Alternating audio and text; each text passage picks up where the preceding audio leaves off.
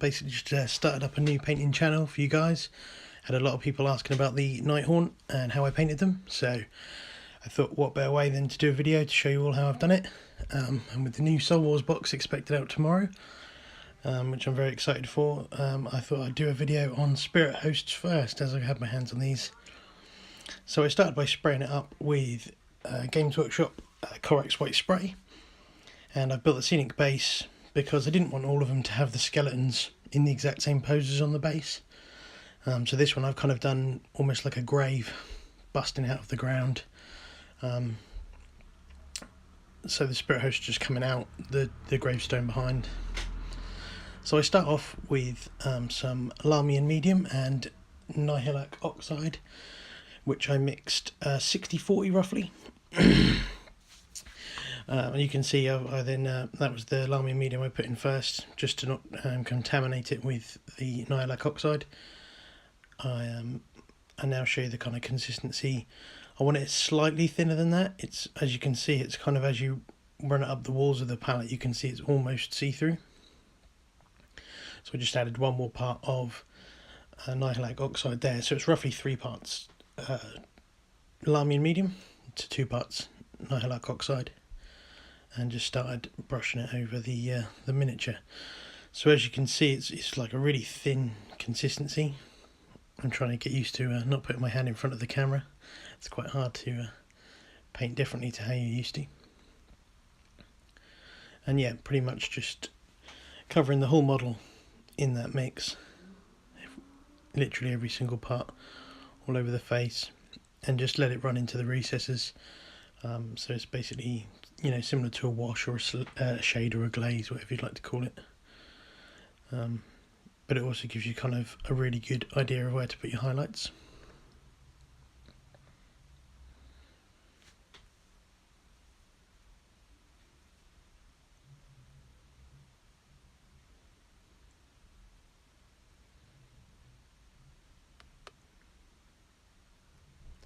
So here I'm just picking out some of the more kind of deeper recesses, making sure you get in and under all the arms and everything in behind the Spirit Hosts. They're very fiddly, so you have to try hard to get angles on your brush to get around the right bits to get to everywhere you need to get to, which is sometimes why airbrushing is easier. So that is obviously another option. If you use an airbrush, you could do a kind of thin base coat of this. The Nighthaunt Oxide actually goes through the airbrush fine, but I would suggest diluting it more, because if not, it does make a very strong kind of bluey green colour.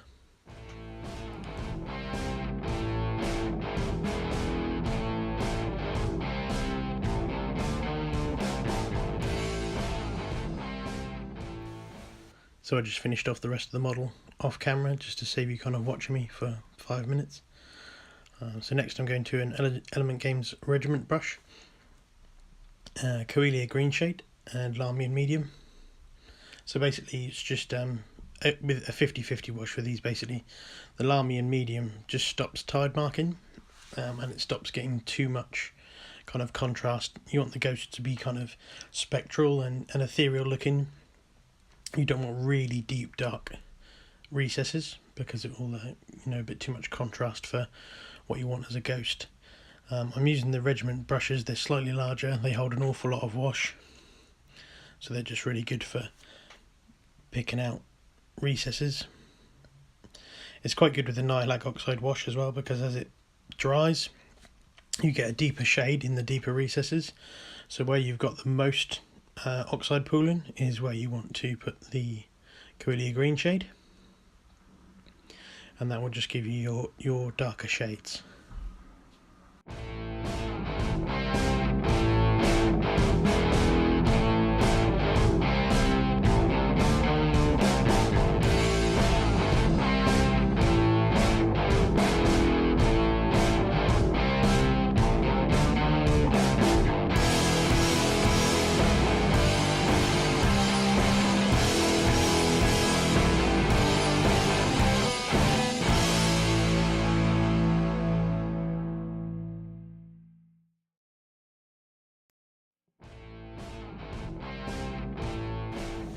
Just going through there, darkening up a few of the other bits making sure the darkest points between the fingers, you know, the knuckles or stuff like that is suitably shaded down dark. You want to kind of be sparing with the Koila green shade, but equally you don't want to not have enough of it. You want to just, you know, get a kind of medium amount just in the darker recesses, so it just adds a nice amount of contrast to the model.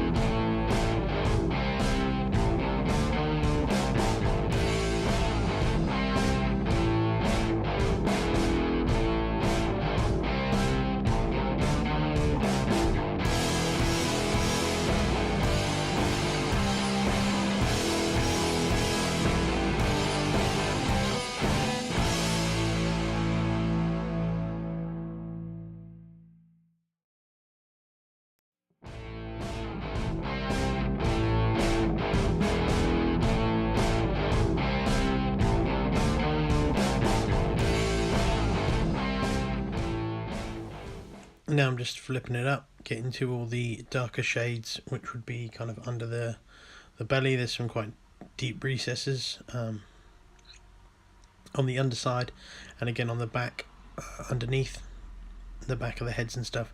I like to just shade them a little bit darker. So here we have my Iwata Eclipse HPCS airbrush. I'm just going to do the gravestone with the airbrush just because it's a lot easier, a lot quicker. These are the paints I'm using. It's Vallejo Black, Anthracite Grey and Pale Blue Grey. So basically I'm just going to kind of flip it around and show you how I would airbrush it. It's very hard to not get the airbrush in front of the camera, so something I've got to improve on, but yeah, basically just blacken it out now.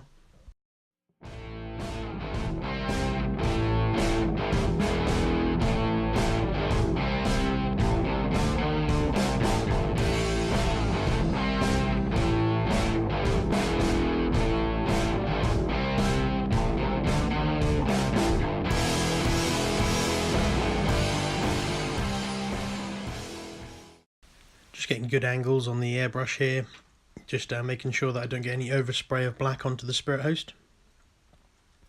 I think it'll catch a little bit of the like right back tail, but that doesn't matter too much because we'll cover that over when we hit the highlight stage on the Spirit Host with the white. Here's another little tip and trick: just get an old kind of small stencil paper and just stick it behind so that covers off the angle. As you see, I've missed the top corner there, so I'm just going to put that back and just spray into that again, and that just obviously stops any overspray onto your model. And then I'm just hitting the face of it again just to make sure that the recesses are all blacked out, because you want to make sure that the black actually gets into the darkest recesses, because then when we go over with the grey you don't want white in the gaps. So now just washing the airbrush out quickly and just switching colour to the Anthracite Grey. These are all Vallejo Model Air. I find they're usually pretty good, to be honest. I don't usually have too many problems with it. Just spraying through a little bit now, making sure there's no black left. So the sun would be kind of shining from above, so that's where we're aiming from. The light source is from above, so we're going to make sure that it's brighter at the top, and then it gets darker as it fades down.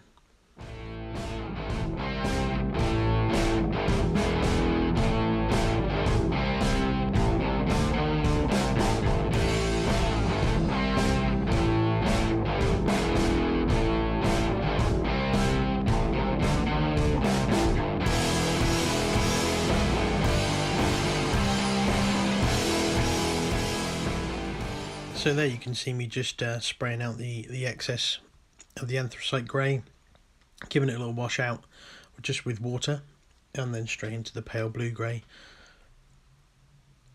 And here we go, hitting it from the top, because again this is where our light source is coming from, so we want it to be brighter at the top and then darker on the way down, and that gives you a kind of realistic light source effect. I don't always go for like super realistic light sources. Usually I just go for what looks good, but as you can see there, it's kind of light at the top, darker towards the bottom. So that gives you a real kind of effect of, you know, there's some sort of shining or the light source coming from the spirits, which would be obviously be higher, brighter at the highest point, and darker as it gets kind of down behind the dirt and everything.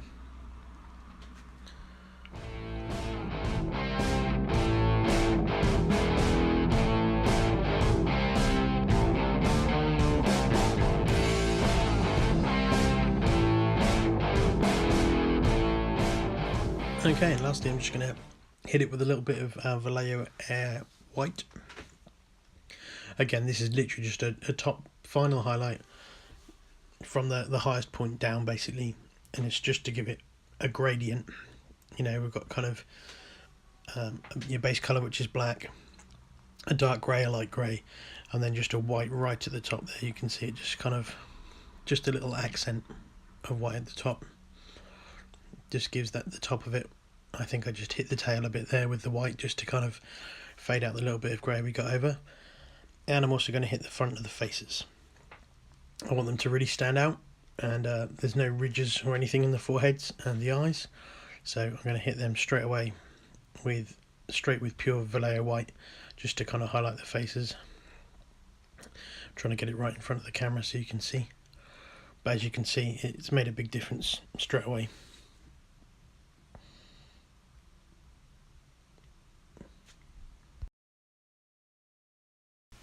Okay, and here we have it again into the Element Games Regiment brush again with Games Workshop Retributor Armour. So this is what I'm going to be using for the handles and kind of base of the weapons. Just want a kind of gold, like an old gold effect basically on the handles to contrast with the silver of the blades. I didn't want to do the blades and the handle silver, so I went with gold. Just watering it down 50-50 with water, and then yeah, just hitting the entire handle and the hilt at the bottom of the blade. The reason I'm doing the gold first is because you can be messy with the hilt, then you can get it over the blade, and you'll correct that when you go over with the silver. So here I'm just going to pick out the back of the handle very carefully. And then again with these, you've just got to make sure you flip the spirit host round and get underneath, because the handles, a lot of the times the fist doesn't clench over the handle, so you'll have a line of handle running down the inside at the back, so you need to make sure and get round, get under and get to those as well.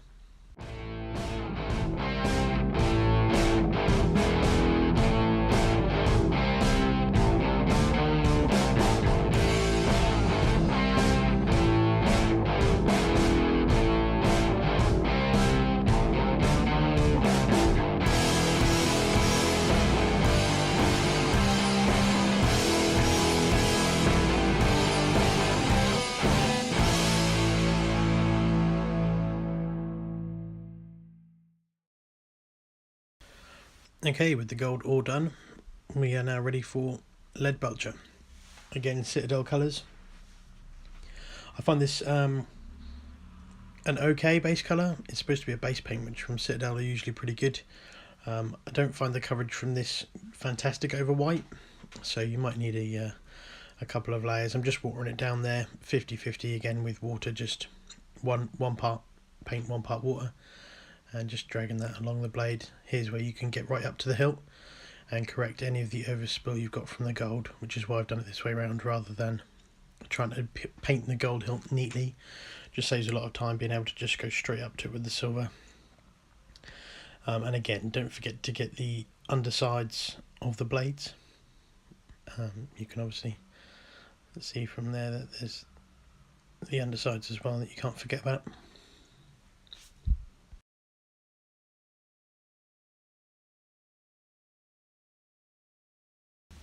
Okay, so now we have the gold and the silver both base coated. It's time for a wash of Agrax Earthshade. It's just going to be an all over wash, just over all the metal. It's just going to give it a kind of, I went with Agrax Earthshade over Nuln Oil just because of the browny hue to it. So it's a great shade for gold, because gold doesn't tend to go like black in the recesses, but also it's nice for the silver as well because it gives it a kind of brown hue so it makes it look more old, weathered and kind of rusty.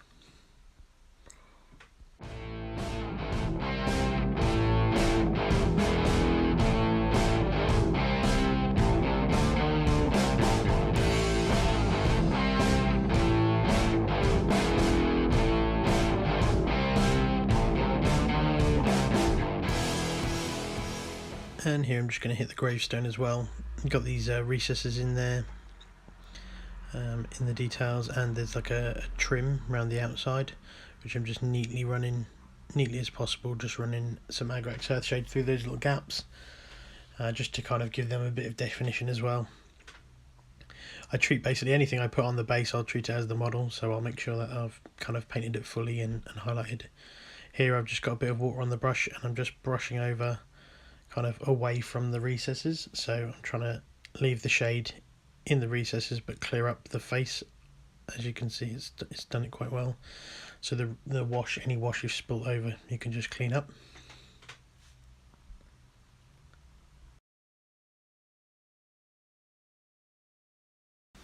And here I just have an old brush for some Citadel texture sterling mud. You have to use an old brush with these. No matter how well you clean out the brushes, it doesn't do them any good at all, really. So you're better to just use a kind of cheapo brush and smash it in. So with that all covered, I've let it dry for 10 minutes. You can see it's not completely dry yet, but I'm just going to get on with the white highlights and avoid putting my hand in the base. So we've got Scale 75, which I think are fantastic paints. This one is Purity White, and again just diluting that 50-50 with water, and then just picking up the ridged highlights basically, so like right on the edges where you've got high points. That's the ideal thing about doing the washes, is it actually kind of gives you automatically shows you where to put your highlights, as the wash will have run away from the high points. So the things that are coated lightest are where your highlights should go. So it's actually different to a lot of models. Once you've normally kind of base coat and washed, you then need to pick your highlights out, whereas these are kind of almost automatic because of the wash is so light, and you've got your high points already there. So I'm just picking out kind of knuckles, elbow joints, down the high point of the arm, and then I'm going to kind of work on a lot of the highlights. Generally tend to be around the head and face areas on these.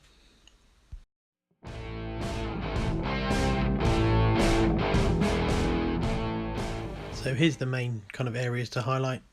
It's kind of from the forehead upwards. They've got really kind of defined ridges, so you just need to aim to hit them as neat as you can, really.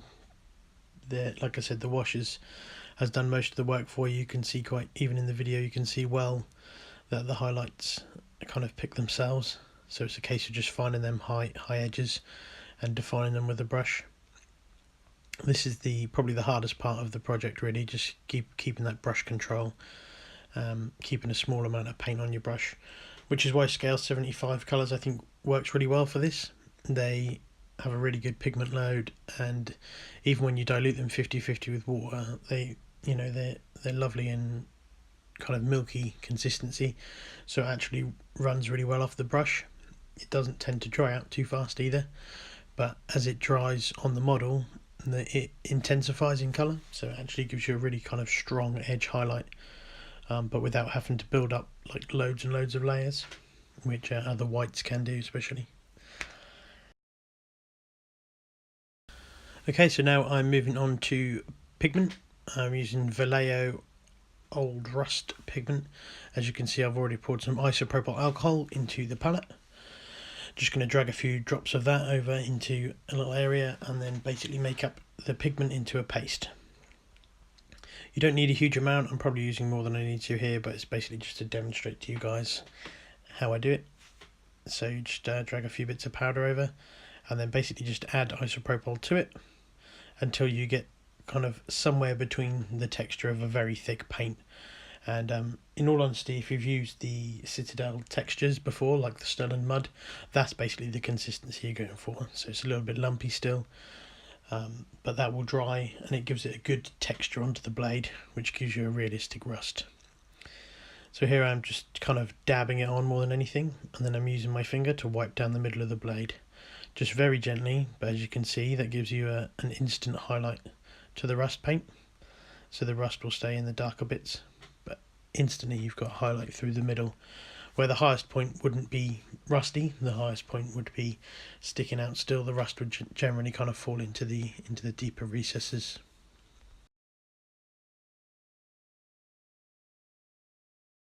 Now going in with the Liberator Gold. This is a very quick stage, there's very little to do really. Again, I'm just going to grab some Liberator Gold out of the pot and just mix it 50-50 with water again, and then just pick out on the handle and the hilt just the right highest edges. It's only a couple of little lines just to pick them out. This stage isn't really necessary, to be honest. Is if you're kind of going for higher level painting, then I'd recommend it.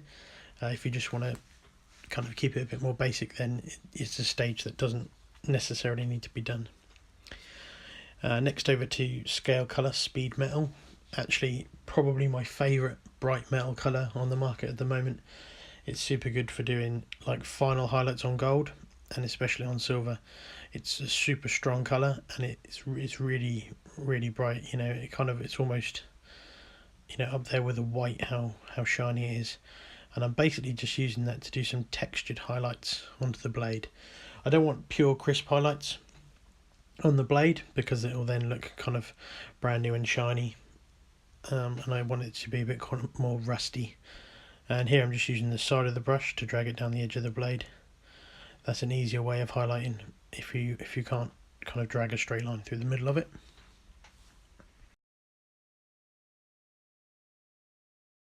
Then onto the Troll Slayer Orange. Just going to grab a dollop of this and just shove it in the water basically and make a kind of, like a transparent wash really. That's probably the right kind of consistency. I've literally just dunked it straight in the water, and then I'm just going to run this over the pigments. So this will not really, again, it's one of those stages you don't really need to do, but it will just give you another kind of texture, another colour on the blade to really kind of sell that rust effect. Okay, so now all the Sterling mud is dry on the base. We're going to start dry brushing. I've got Citadel Base XV88. I'm not actually sure if this is a current paint anymore or if they've renamed it. They might have done, but I've had this one kicking around forever, and just kind of going in a little bit too heavy on the first edge, but that doesn't matter too much because I'll just kind of correct over that with a bit of dried bark when I rim the base, so that won't be too much of a problem. So that's all done now, and then we're going to go to the next few layers of dry brush. I'm going to go Zamisi Desert. Again, just dry brushing all over the base, and then a dry brush of Ushabti Bone. So I'll go away and get that done. And here we're back, and we've got some static grass. I think it's a Gale Force 9-1. I think I got it from Element Games. Some PVA glue, which I just picked up from the local Tesco's. It's literally lasted me like 2 years, that bottle, so you won't need much of it. I always just pour it onto a piece of tissue because then I can just chuck it in the bin afterwards. Saves me having to kind of scrape it off a palette. It's not too much of a problem, but just for personal preferences. And then I'm basically just picking kind of deep recesses here, showing that showing where I'll go with my brush. Just kind of make it like, cracks in the rock where grass would grow out of, if you can imagine, like weeds, cracking out in between rock and stuff like that. Try not to get too much around the gravestone, but just a little bit at the back, just to kind of disguise the gravestone's back is just very flat and plain, so putting a little bit of grass around there just adds another little thing to look at if you pick it up from that angle. Getting a little bit towards the spirit host there where he's coming out of the ground. This is really kind of, anyone can just make this up as they go along really. I try and think about it a bit more, but you could just randomly splat PVA glue on it and then just basically pick up your static grass and dot it around.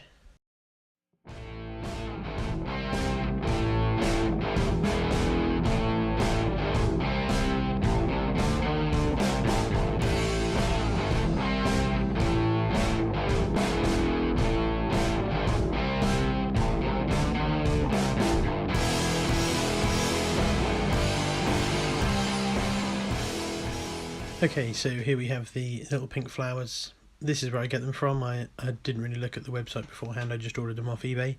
But they obviously have their own website, which is on the back of the packet there. So if you're interested in getting some of these, I know a lot of people on Twitter and Instagram have asked. So yeah, that's it. serious-play.co.uk. Yeah, so just grabbing a few of those.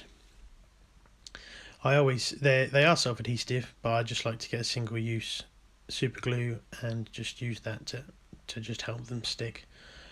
I don't really usually trust self-adhesive things.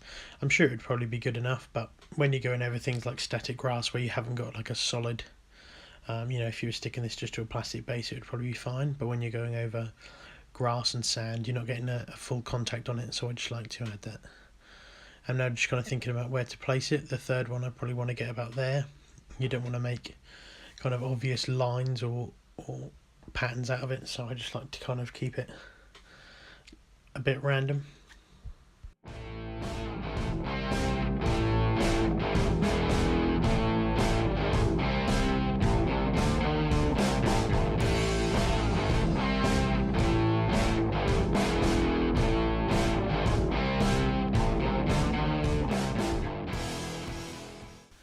Here I'm just debating whether it needs a fourth tuft or not.